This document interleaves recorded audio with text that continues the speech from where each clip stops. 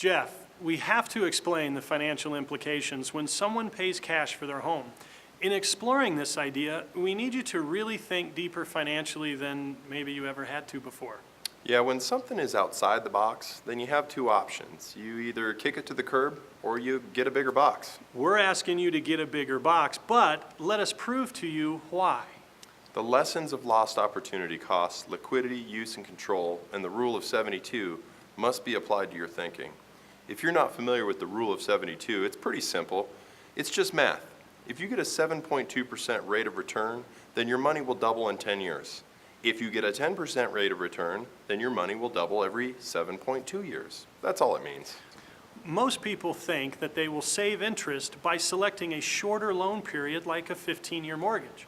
With that in mind, then paying cash for your home would save the most interest that would have normally been given to the bank. It sure sounds right, Kelly. The problem is, by paying cash, you no longer have that money to invest. So you are losing earnings that you could have made from that money, otherwise known as lost opportunity cost. Also, if cash is paid for the house, you forfeit the tax benefits on the interest deduction.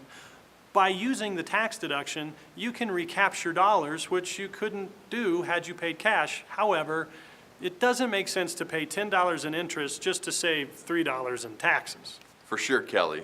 But this here is a deep thought when it comes to mortgages. Ready? You must understand that it costs you the same amount of money to live in your house whether you have a mortgage or you pay cash. Let's take a look.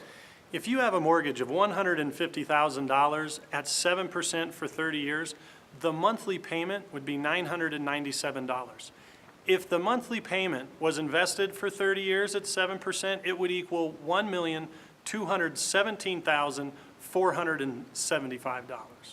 Rather than paying $150,000 cash for the house, you invested it instead at 7% for 30 years.